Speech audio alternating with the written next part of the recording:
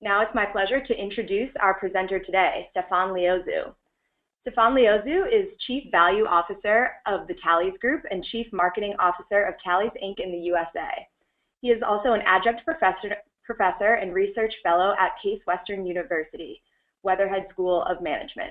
Stefan holds a PhD in management from Case Western Reserve University, a MS in innovation management from Tallies School of Management, and an MBA in marketing from Cleveland State University. He is a certified pricing professional, a PROSI certified change manager, and a strategizer business model innovation coach. Over the past few years, Stefan published academic articles and authored 6 books, the latest being Dollarizing Differentiation Value, published in 2016. Stefan sits on the advisory board of LeveragePoint Innovations and of the Professional Pricing Society. He is a strategic advisor to 360 PI and Keeney Group and PriceSense. So with that, Stefan, welcome. Good morning. Good afternoon if you're in Europe. Good morning if you're in the US. Happy to be with you today. And when we discussed with LeveragePoint the topic that we'll discuss for this webinar, I went straight to value-based selling. And in fact, this is one of the most difficult conversations internally when you go into the transformation toward value-based approaches, and you end up looking at your value propositions that are dollarized and crafted and tested sometimes, and then you go out and say, well, what do we do with this? And a lot of the questions are, well, how do I use that in the interactions and the conversations with my clients, with my customers? So I wanted to really go into the value-based selling or value selling topic today and show you a little bit of what's written about it, and also discuss with you the tools that are typically used from doing the work in innovation and marketing and pricing and going into value selling. What are the typical tools that you use?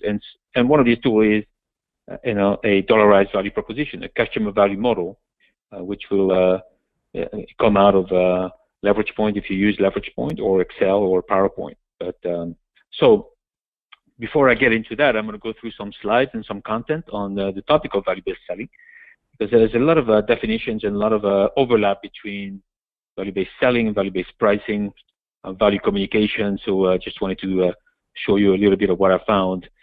But my first message in that quote that you have in front of you here is the fact that when you do value-based transformation and when you do value-based pricing, I always like to say that 80% of the work is on value, 10 or 20% of the work is in pricing. Because all we're doing in that transformation is to equip the sellers with better tools to sell on value. So all the value-based marketing, all the value-based pricing work is actually done to help salespeople execute in front of accounts. So it is a lot of value homework that we have to do, obviously, and it never stops. So there's still a need, and especially so I working in industrial organization and B2B companies mostly, I can tell you we still have a long way to go to be better at having conversations on value with customers. And this is a slide that I borrowed from LeveragePoint is, are we good at communicating value to customers? And Forrester came up with these numbers that are pretty frightening when you look at this. We still push products, push services, and we're still talking about what we do and what feature and characteristics we project, and we don't do enough of, understanding customer benefits and discussing about the financial benefits we're going to give to the customers. So in essence, then it becomes just a supplier-vendor. We encourage the supplier-vendor slash customer relationship, where the buyers are seeing us as more of a provider of products and features, and instead of being more of a collaborative partner, trying to understand what the problems the customers have, how they can be solved, what solutions we may have to solve them, to help them. So you see there is a long way to go, and these numbers here are pretty frightening. So over the last couple of years, there's been a series of interesting academic research projects coming out of Scandinavia, and mostly in Finland and Denmark. And And there is a bunch of industrialists that have studied value-based pricing and value-based selling in greater detail in industrial environments. So I've been reading all these papers, and I borrowed a few concepts to share with you because it's important to crystallize these definitions. And I actually like that first definition by Pekka, and we just finished writing a paper together on the need for value experts in organization. But Pekka is saying that value-based selling is a sales approach that builds on the entire process of customer value: identification, quantification, communication, and verification. And most of the time we forget the verification of customer value. It's important to promise that we're going to give them value, but it's important also that we measure that we actually deliver the promised value. So the key words that I highlight in our definition is capabilities and practices, because at the end of the day, value-based selling has to become a capability, and it has to be translated into daily and weekly practices for the sales team, right? So it needs to be organized, it needs to be a process, it needs to be planned, implemented, and really fully leveraged. The second definition is really shorter and simpler, and really related to financial benefits and business impact. You know, we should really focus about selling value to provide business impact to the customers. So we're here to make the customers better. We're here to improve a process. We're here to create gains, and we're here to create an emotional connection for the customer. So now these definitions are new, I would say, that they're grounded in theory, and they've done a lot of research, and I encourage you to find them. They do quite a bit of publication. It's quite interesting. So then there is a big difference between value-based selling and negotiating. And this is you know, for me, one of the critical things that I get into in the Thales Group, but also in my former lives in multiple companies as a consultant or as an executive, is value selling is different from negotiation for value. Value selling is non-stop. It's ongoing. It's proactive. It's systematic. It's across the entire commercial process, from the very first time you meet a prospect or you see a client, all the way to when you close a deal and you maintain a deal or you renew a deal. It's long-term oriented. It's future oriented, because you constantly will come to customers with new value props in the future, innovations, service and solutions. And it is cross-functional, but because not only you do that internally with multiple functions in your organization, but you also do it in multiple functions of the customer's organization. So it cannot be only with the procurement team, only with the buyers or the PRO. So you see, value-based selling is a lot more strategic, systematic, relationship-based, where negotiation for value is fairly tactical, punctual, specifically related to some transactions, led mostly by the buyers, and it's exchange-oriented. And that's critical, especially, for example, if your company receives a lot of requests for proposals. A request for proposal that is becoming very, very tight and inflexible and driven on cost and price. If you wake up by the time the RFP gets into your inbox, it's too late. You're set up for price negotiation. So value-based selling is a philosophy. It's a way of doing business with customers, which, by the way, strategic account managers and account managers are well trained on when you get into consultative selling and strategic selling. But this difference is critical, because sometimes we mix both of them. And obviously, when you negotiate for value, you're also going to do value selling, because you're going to expose some potentially value props that are maybe more deal related or maybe portfolio related. But one is more punctual than the other.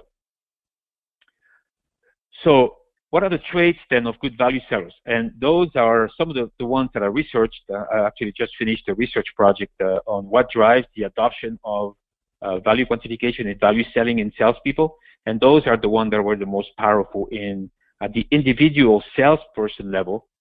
What is it that makes them successful in adoption and deploying of value-based selling?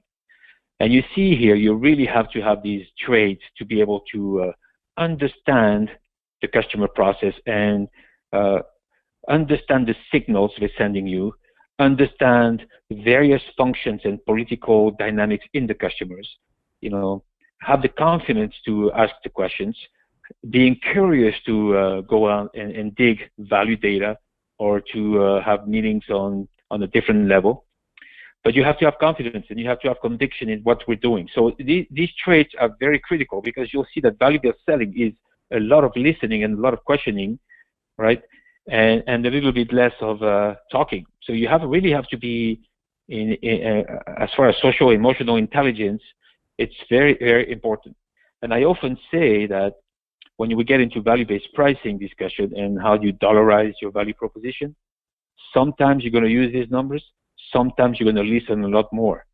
So that aspect of when do I value sell, how far do I push, what messages do I push forward, and who do I see in the organization, how do I connect the informal systems of my customers' organization.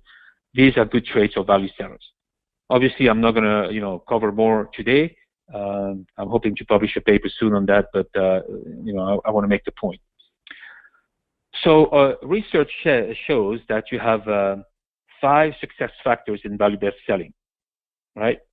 And the number one, as value-based approaches require obviously good segmentation process. You cannot value sell systematically to every account. You could value communicate to every account. Now, some may like it, others may not. But to do the value selling, the TCO, the value-based pricing execution, you really have to find the right customers, right? The customers that accept value, that are TCO-oriented, that may be interested in partnerships, that are willing to commit to value projects, and really are interested in a relationship. So that's number one. And it's not easy, because if you cover, as a salesperson, 1,000 customers, you really have to find them. You have to find the 20, 30% that will be willing to have, a value selling, value partnership. Then the salesperson obviously is critical. The account manager in that case really have to understand the customers, the customer process, and the business levers, right? Really intricately. And I often get into what is customer intimacy. Well, customer intimacy is uniquely required for value-based approaches. And that's not just getting the data. It's interpretation of the data, understanding the signals, connecting the data from various stakeholders, and really going in and identify what keeps the customers at night.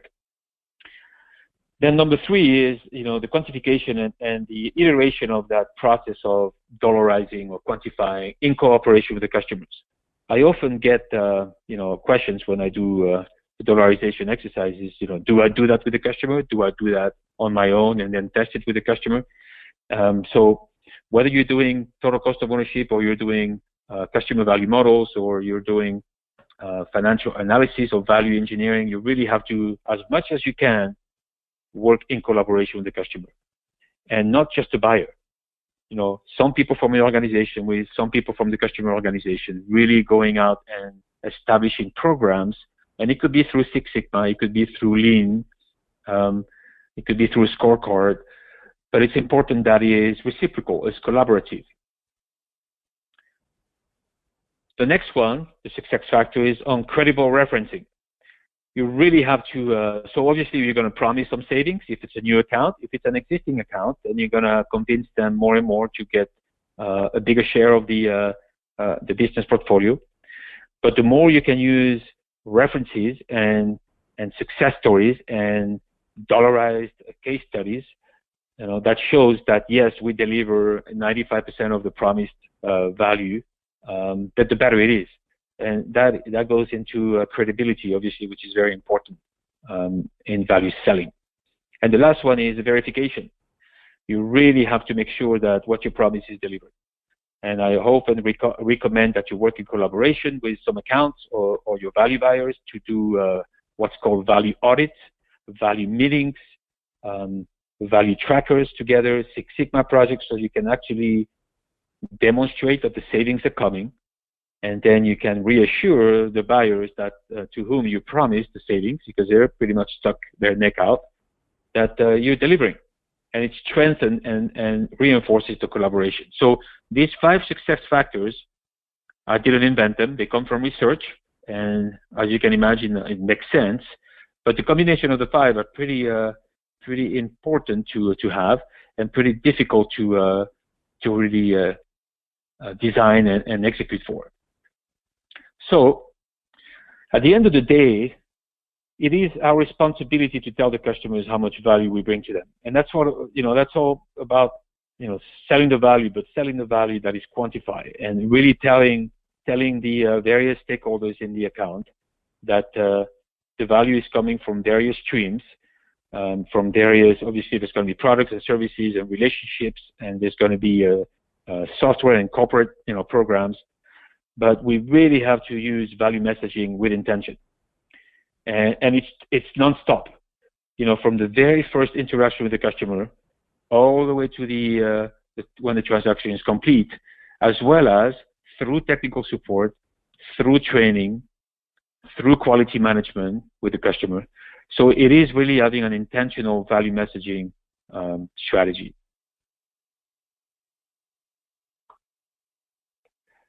Oops. Yeah. So here we go. So what are the tools that I use in value-based selling? And I only listed the top 10 that I see most often in my I saw in my interaction and I with different accounts and in my career. I actually developed a list of 55 tools that will be in my next book because the tools are important. And what is important? Because I mentioned before that you really have to have a process in place. Value-based selling is part of a value-based approach, which will start in innovation, will go into marketing, will go into pricing, but also into the commercial process. And now we're asking our sellers, our business development folks, our account managers to project value and to interact with the accounts really a lot more on value and less on price. So we're changing the balance between, price and value to be, maybe from 60 price, 70 price, 20% value to really having a majority of the interaction, 60, 70% on value. And you need tools. And the tools are useful for multiple reasons. First of all, they allow the sales force and the BD people, all the commercial teams to have support, to have something they can use in the conversations. So the tools are an important medium, I would say, for conversation. It also gives a discipline in the sales force to use the tools that is in the commercial process. So you will have traditionally a lot of tools in your commercial process. You will have forecasting tools, you will have CRM tools, you will have tracking tools, etc. So one of the things that's very important is to embed the value tools into the suite of tools that exist today in the organization, and to make sure that everybody gets trained on the tool and they practice in a comfortable and, I would say, safe setting the use of these tools. And obviously, if you've been in sales for 20 years, I would say it will be pretty natural to use forecasting tools or to use product calculators or to show your product features and to compare you versus competition, because you've done that over and over and over, right? But when I'm asking a sales person, for example, to use a customer value file in a value conversation, or to develop a value scorecard for with a client, with an account, and list potential value projects to work on to extract value, it's new, it's difficult, and it's uncomfortable. So the tools are important, and the quality of the tools is important. The way you design them, the way you integrate them in the commercial process, and the way you're going to train the entire team on the tools. So number one is a value scorecard.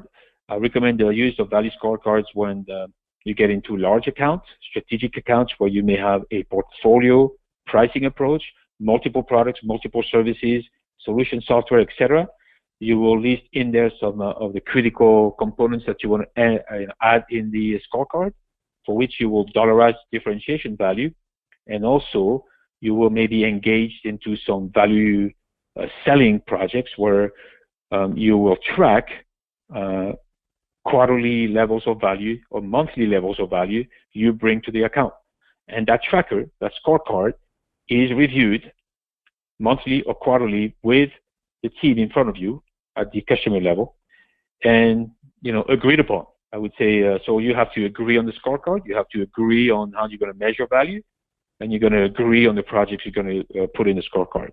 And then it becomes a question of having regular value discussions. Now, the key here is not having the value discussions during negotiations for transactions. You really have to find a way to have these discussions outside of the transaction cycles. Otherwise, the discussion will quickly turn into what went wrong in the last delivery, discount requests, and trying to renegotiate some of these things. The customer value file is, I would say, a less quantitative. It's still quantitative, and it can be used for mid-size accounts to large account. Is a little bit less collaborative, I would say. The scorecards has to be collaborative. It has to be agreed with the account. So the value file is something that you will produce systematically for your accounts or distributors. By the way, I've used value files for distributors, and they work very well. And you would list pretty much all the activities around value that you deliver on a quarterly basis for the specific account, small, large, distributor account, etc. And you will, next to these activities, you will list the value, your quantification of value, and then the overall CVF, customer value file, will have a bottom number at $50,000 of value delivered in Q1. And those value files then are used during visits with the customer to distract, I would say, or deflect the price requests. Because generally speaking, the buyer will see you come and they say, well, I have a meeting with that person. And, pretty much the way they prepare the interaction is what went wrong, what do we get overpriced, what do we need the compensation? And the first thing you're going to hear when you sit down is say, well, let's look at how we did, right? So the value file is used with multiple stakeholders in the organization. It's communicated to the top level of the customer location, of the customer organization, and it's used in the first discussion with the buyer. So really, you have to insist on, when you sit down, instead of reviewing the pricing situation, the volume, you review the value file, and you make it part of the agenda. Let me show you what we've done for you this quarter, and let me show you the value we deliver for you versus what you would have gotten internally or with competitors. So it's a rational discussion on the value, financial value you deliver. And those could be just-in-time delivery, it could be product differentiation, it could be technical support, engineering support, you name it. As long as you can track it, then you could put it on the value file if it makes sense. Now remember, a tool is a tool. Remember, one of the traits that you have to have when you value sell is the fact that you have to have emotional and social intelligence, right? If you had a bad quarter and it doesn't make sense to put something in the value file, or it needs to be removed, you have to do it. We're not turning our sales force into value robots. So you have to be agile, you have to be adaptive, you have to listen to the customer feedback. If the customer is having a difficult day or a difficult month, maybe you soften on the value selling. So I'm just showing you some of the tools, but there is the tool and how you use the tool in reality. The personal value journal is a tool that I recommend when you're starting the value selling process, and you help the salespeople keep a log of the actions you're taking on value. Because most of the time, you leave the training and you have these tools and you say, well, what do I do first? So you set up a list of potential actions you're going to have to do for the specific week, and then they keep a log. And they keep a log and they keep kind of an impression of how it went. So it's a personal journal, and it's for discussion with the coaches and discussion with the sales leaders or the marketing folks. And it works quite well because it gives them a platform to collect thoughts and impressions and to ask for feedback. Number 4 is a value booklet and passport, which is pretty much just a general brochure on all your value documents. I call them booklet. Other clients of mine used to call it passport, but it is pretty much just a book on all your value props, your value stories, your differentiators, and this is internal, obviously internal. And everybody gets a copy of it. It gets updated, but there is one source of value truth, and it goes in the value booklet, and everybody gets the same booklet. And the key to this is you don't want various versions of these booklets, various versions of your value props. You want to have the latest one, so you got to find a way to make it dynamic, and that could be electronic. The rest are internal. So 3, 5, 6, 7 are internal documents that are used, to beef up and to prepare the sales force before they go in value selling. So the success stories obviously are important. Remember, I mentioned the credible referencing. You have to have success stories, and those can be used in front of the account when you get objections on differentiation, objections on the value numbers, and objections on pricing. When a buyer will tell you, I do not believe your numbers, or when engineering will say, well, prove it to me. So you will practice internally using these value stories to demonstrate to these stakeholders that, it can be done. And here are the examples of people who do it. At the same token, you have your customer value model, your EVEs, coming out of LeveragePoint or coming out of Excel or whatever you're using. Those will be internal. Not every number needs to be shown to the customer, so that's also very important. What's internal may not be used externally. Some numbers may not be, you could keep it from yourself, but you may not show them to every account, or at least at first you don't show them. And that's one of the key questions that I'm sure you're going to have. How do you get started if you haven't done value selling before? Well, you can't go from nothing to 100% in one day, because it will be shocking your customers. So you start value messaging, then you start using value propositions, you start value communication, and eventually you start introducing value proposition that have numbers, right? After you've tested the numbers, after you've validated some of the assumptions, and et cetera, et cetera. 9 and 10 are other tools, value bulletins, which are also brochures just on value. So instead of having a product data sheet, you will have a value data sheet that could be dollarized, and then application data sheets with specific cases of value. And as you know, one of the best in-class companies has been lately SKF. SKF has the documented solutions, documented savings in case studies, and they have, I think, 40, 50,000 of these application and case studies, and they're used by the sales force when they go in front of similar accounts. So don't believe me. Here is, here are the proofs that you can use it. So, and remember what I said at the beginning, you constantly have to find ways to value sell to these accounts. So not only you would do it for specific opportunities, right? So for example, you're negotiating a long-term contract, or you have a product that you're trying to introduce. So that would be heavy-duty value-based selling. But if you maintain the account, you will do value messaging or value communication, right? You'll talk about the value of your innovation. You'll talk about the value of your brand. You'll talk about the value of your services, right? So it's a constant, push of value information to your accounts, right? Which will support then the time when you go into negotiations for value, because you will have done a lot of repetition, a lot of training of the customers on all these pockets of value. So it shouldn't be a surprise. So that's why it's important to make the difference between value selling, value-based selling, which is constant and ongoing, and negotiation for value, which is punctual and more transactional related. You have to do both, and one support the other, and it has to be aligned. So I collected a few examples for you of some of the tools that I've seen to support the salespeople in the activity of selling. Oops. So I mentioned SKF, and here is an example of a value success story or a documented case study. And you see, so it's a solution, a service. SKF alignment solution saves money and cut down time. And by the way, those are available on the internet. In Google document, you'll find lots of different examples. Or if you visit the website of your value champions, 3M, Schneider Electric, all these companies that do value, you will find these documents on their website.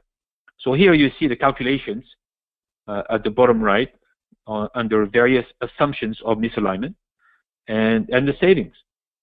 And the savings is, pretty significant if you want to save a lot of misalignment, right? And they show in the text how they calculate the assumptions.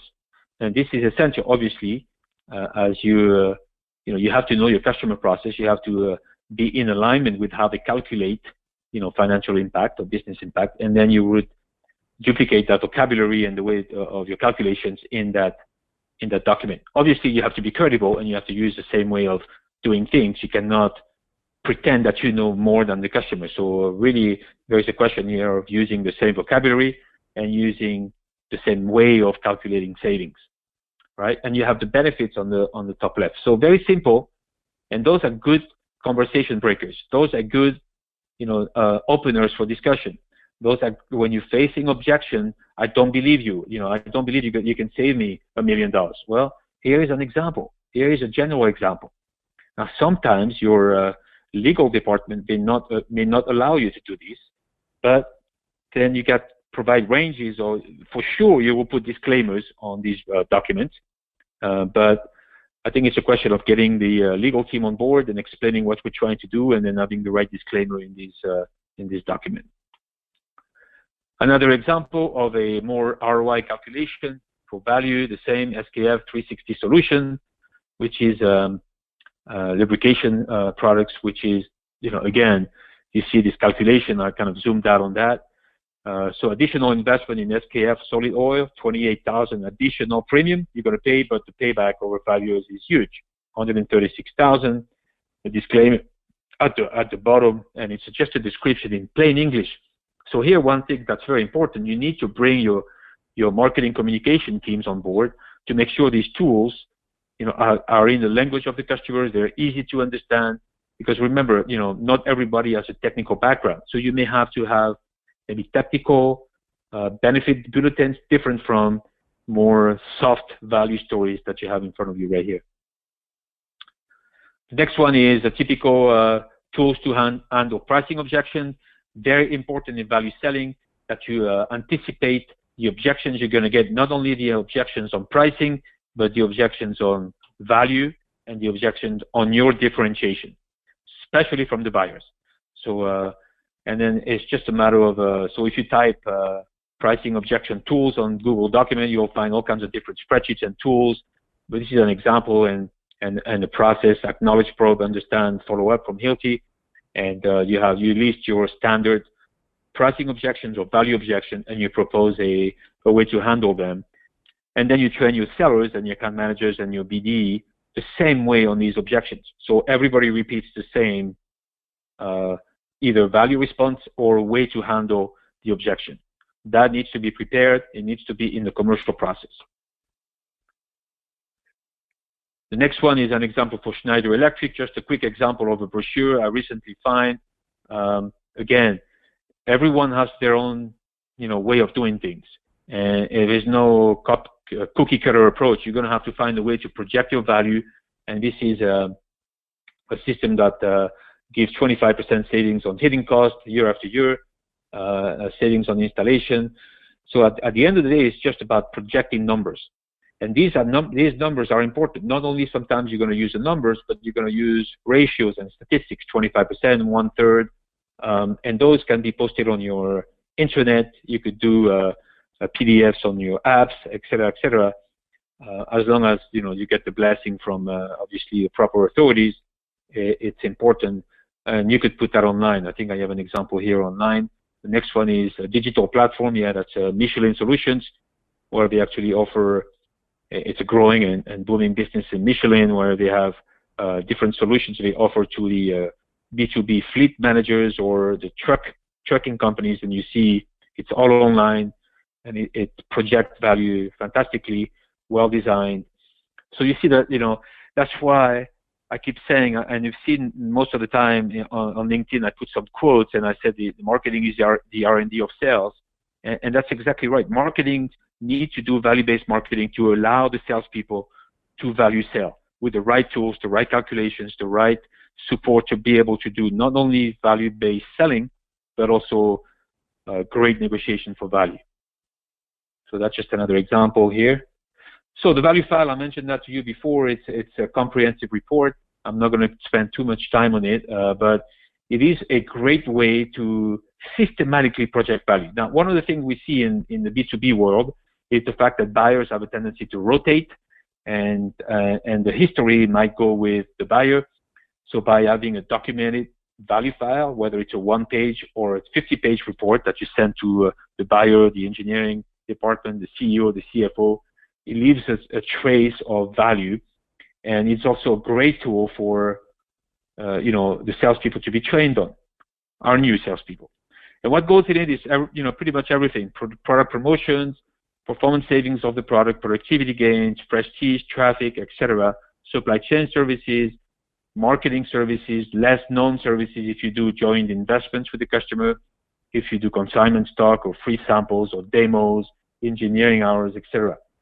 So the value file is one repository of value, and it's really used also to train internally at the customer location when you value sell, but also to train your internal teams around what drives customers' business, what is the impact, and how do you leverage all the things you're doing for them to bring additional profit for them. Here is an example of a scorecard, the first tool on the list. Obviously I took just a regular drawing here, but you will, no more than 10, 15 key dollarized differentiators around product, service, software, the brand.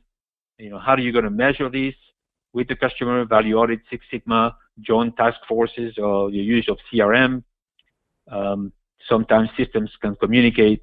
And then how do you communicate the value is around value meetings, annual agreement review with multiple stakeholders, and often during pricing interaction. Because at the end of the day, what you do with this is the fact that what you do is prepare for price objection and prepare for the next cycle of negotiation.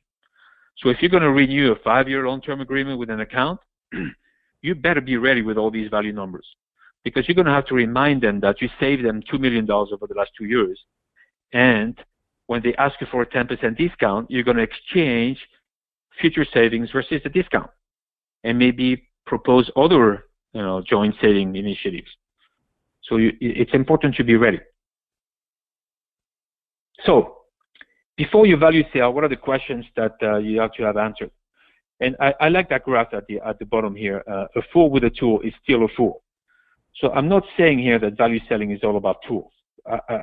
The tools are important, and you need to have those in the commercial process, and you need to have your sellers and your marketers trained on them. But at the end, remember that you have to have the personality trait. You have to have the attitude. You have to have the curiosity and the confidence to go out and find out the information, to ask the customer to work on, on cost saving and value savings initiatives. So the first one is your segmentation validated and deployed? So back to the one of the success factors of value-based selling.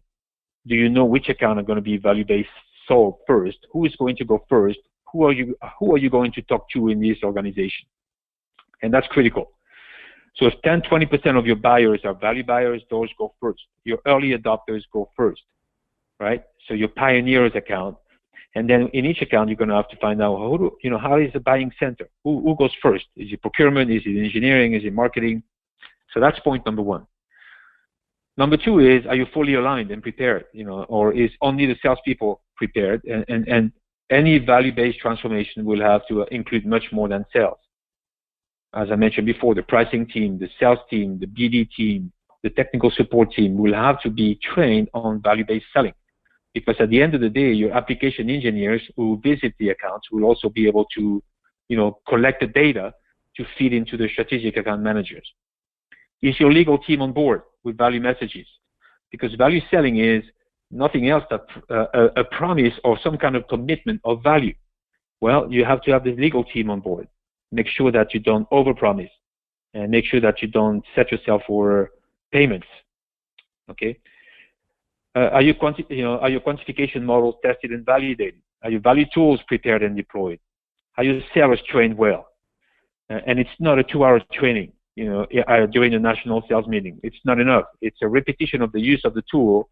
It's modeling. It's shadowing. It's trying and filling out the value journal. And then the last 2 points, are your value tools integrated in the sales process? Obviously, I mentioned that before. And is the rollout plan clear for everyone at the organizational level, right? And it's important to go at the same speed. So I worked for an organization where sales was going twice as fast as marketing. Well, the tools weren't ready. The tools weren't tested and well designed. So to value sell, to go into value-based selling mode, you really have to have the intention and the process behind it. And everybody needs to work at the same pace and with the same level of discipline. So lots of questions. And obviously, it's like anything else, whether you do innovation, supply chain, or Six Sigma, you're going to have to put the effort in them, and you're going to have to make sure that it's designed for success. So bottom line is, I mentioned before, that value-based selling and value selling in general is a mindset. It's non-stop. At every steps of the commercial process, you need to be thinking value selling. Obviously, different things you value sell, different tools you used, different communication and conversation with the clients, and different stakeholders in the company, but it is a mindset. And I stop here. I used all 42 minutes, and I want to leave time for questions. So I went a little bit faster on the examples, but you will get copies of the PDFs if you desire so. And with that, I am done with my presentation. Thank you. Great. Thanks, Stefan, for sharing. And we've had a few questions come in during the webinar, but there's still time to enter your question into the panel on your screen. While you're entering, a reminder to complete the 10-second survey while exiting today's webinar to receive a copy of How to Put a Value Tag on Your Product and be entered into a raffle giving away 5 free copies of Stefan's latest book, Dollarizing Differentiation Value. Now, to give you a few minutes to enter your questions, a few words on LeveragePoint. A great value proposition has the flexibility to transition gradually and continuously through the sales cycle. Starting as a flexible case study, a value proposition is a tool that can be used with typical customer data early in sales conversations. Gradually, customer specifics are revealed and unfold through customer interaction and become embedded in the value proposition as it provides a basis for customer value analysis and pre-sales customization as customers evaluate your solution. As customers decide to purchase, the value proposition becomes a shared business case, collaboratively agreed between sales executives and customer sponsors that can be used by buyers as their own internal financial justification to purchase. Sales uses the flexible case study to connect, qualify, and differentiate in the first stage of the buying process.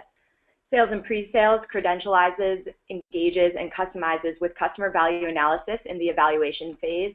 And finally, sales uses the shared business case to sponsor buy-in and speed up procurement, negotiation, and closing. Sales reps now have a cloud-based tool that easily communicates the ROI and value that your solution provides similar customers in their industry. It clearly shows this in graphical and summary form. Located beneath the graphs and summary, there are assumptions that can be quickly modified in meeting to align with the buyer's data. Beneath the assumptions, the overall value being delivered is broken down into specific value drivers that can be drilled down further for those buyers that are interested. Marketing collateral is provided in the tabs at the bottom, including industry case studies, videos, and white papers. LeveragePoint sales users are saying that by presenting this value to the customer early, they are wasting less time with unqualified prospects, allowing their pre-sales resources to spend more time working on winning qualified opportunities. If you're interested in learning more about LeveragePoint, please click the appropriate boxes in the exit survey, and we'll be happy to talk to you and see if the tool is right for you. And now, I see we've got some great questions so far. To answer the most popular one myself, yes, this webinar is recorded, and the slides and recording will be emailed to you within 2 business days. And now to moderate our Q&A, I'm pleased to introduce Peyton Marshall, LeveragePoint's Chairman and CEO. Peyton. Thanks, Taylor, and thanks for taking on the hard question. We've got a number for Stefan, probably more than we have time to handle. Stefan, you're a great comment and conversation, and I see several questions really around where do you start. So let's take some dimensions of that question. First, when you think about where to start for a multi-product or multi-solution kind of sales group, what are the right products and solutions to focus on first? Well, that's a good question. I would say, first of all, you really have to understand where you are in if you're doing a value transformation and you want to become better at value-based selling and value in general, you really have to see where you are in the maturity.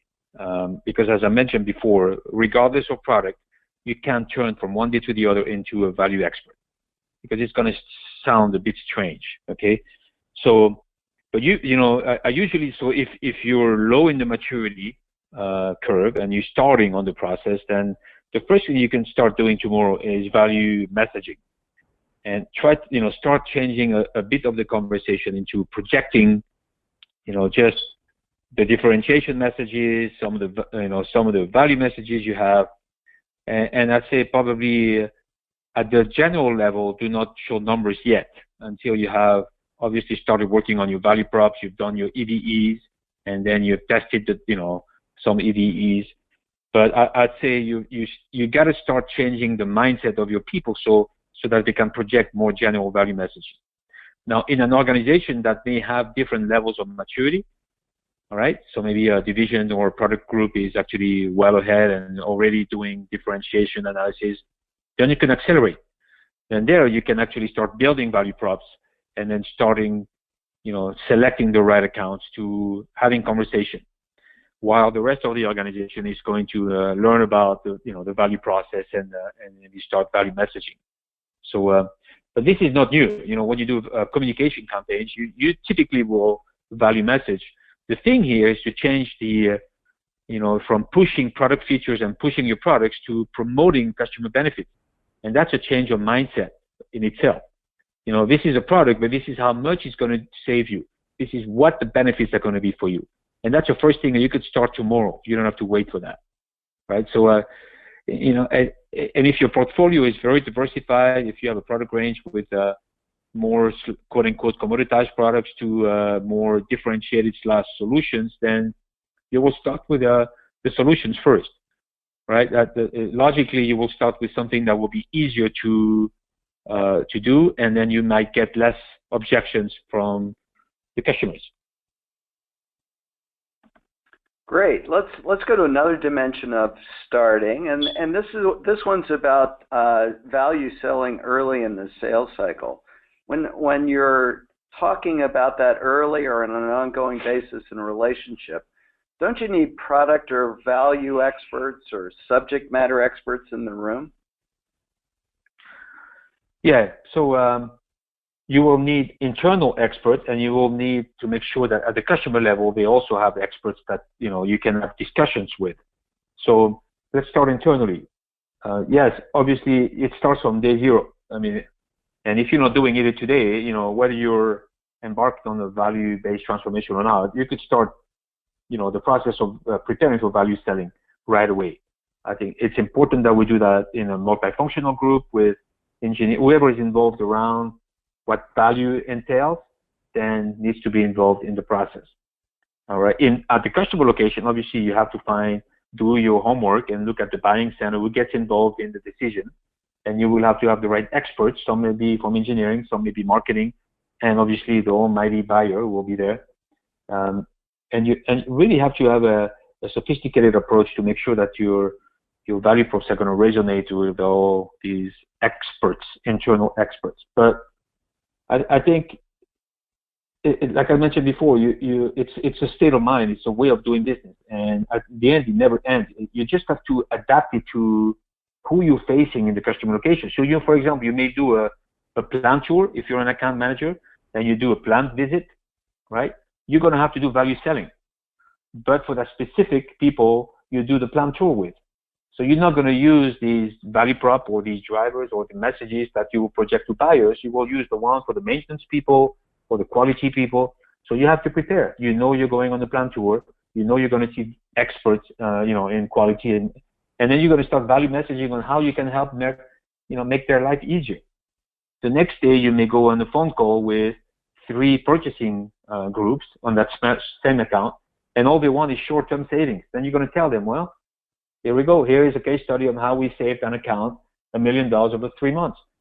So you really have to be versatile. You have to be agile, and this is why you need a tool to be able to manage the multiple value props that you may need at the same account. So because it's not like one value prop for one account.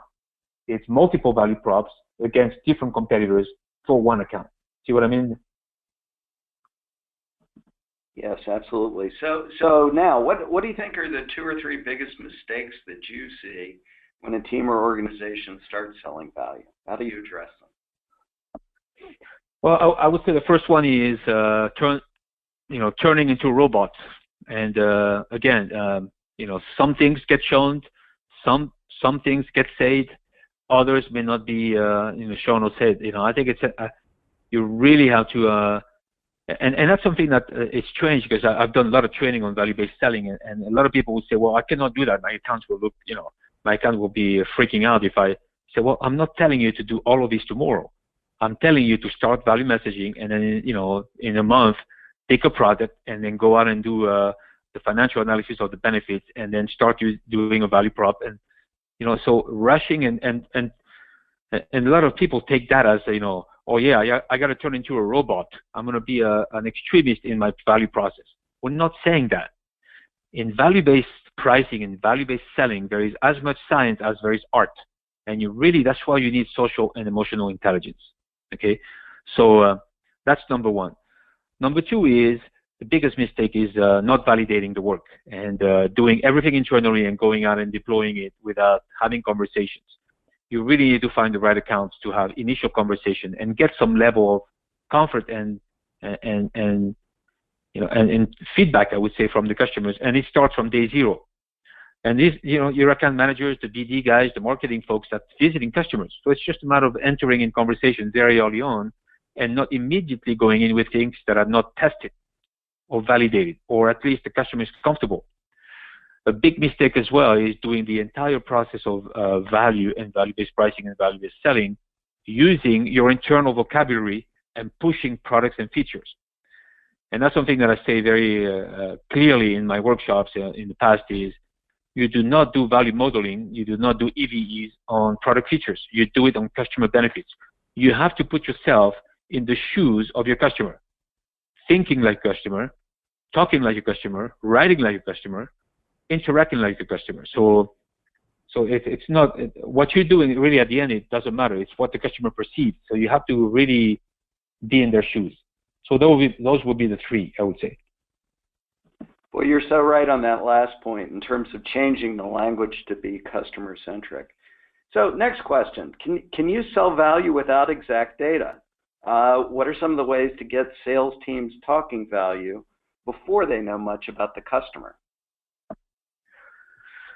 So as I mentioned, I told you the key success factors of value-based selling, and those you do need to the quality of the salespeople is going to be critical, and I think you're going to have to train your salespeople on understanding the customer process, understanding the financials of your customers, and how to extract and get the data. So, and this is an ongoing process. Customer intimacy doesn't come overnight. Okay, if you don't have customer intimacy today, you don't know, you're missing 50% of the data. That doesn't mean you cannot do the work. But just be careful at what you show and how you deliver the messages. So there is a level of mindfulness that's important. You could get started today with 25% of the data available, right? You could start value messaging tomorrow. You could start engaging in value conversation. You could start asking questions, with your customers on what keeps you up at night, what's the cost of, breakdown, so that can be done tomorrow.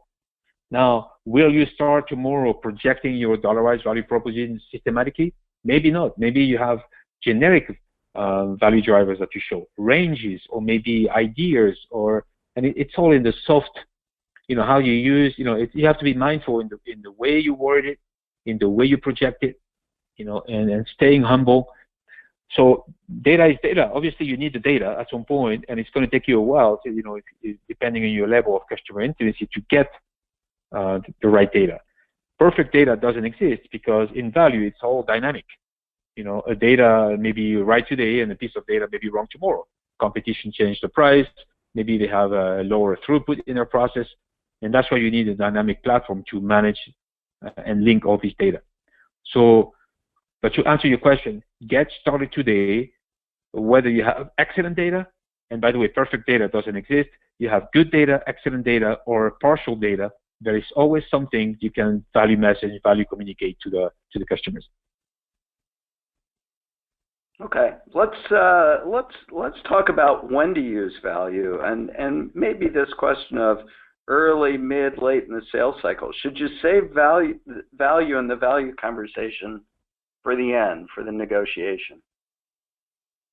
I think value is a state of mind, Peyton. I think you constantly talk about value, and whether you have value discussion, value conversation, value interaction, whatever you call it, it's going to be a use of different concepts, different tools, and different techniques at different time of the sales cycle. Obviously, when you need to close the deal, you're going to have to have your crisp value prop with the right numbers, and it's going to be dynamic. Maybe when you start interacting with new accounts, you're going to have a hook and say, hey, I can save you $1 million. You need to find a way to get attention from these prospects, because there is a lot of noise out there. So I think it's not a question if you stop and start. It's a question, how intense do you go on value selling? How deep do you go at it? And then what techniques do you use along the entire sales cycle? And that's why it's a mindset. That's what I said. That's great. Right, just a great session, Stefan. That's all the time we have for questions. There are others, and Stefan will be following up offline for others. So with that, I'm going to turn it back over to Taylor. Thanks. Great. Thanks, Peyton. Thanks, Stefan. Just a quick reminder that our next webinar, Monetizing Your Solution, A Seller's Look at Value Propositions, will be hosted on March 7th by Mike Wilkinson from Axia Value Solutions. And you can sign up to register for that in the exit survey if you're interested. But that's it from us for today, and thank you all for taking the time to join us, and a special thank you to Stefan and Peyton for their insights. And from all of us here at LeveragePoint, we hope you have a wonderful weekend, and take care.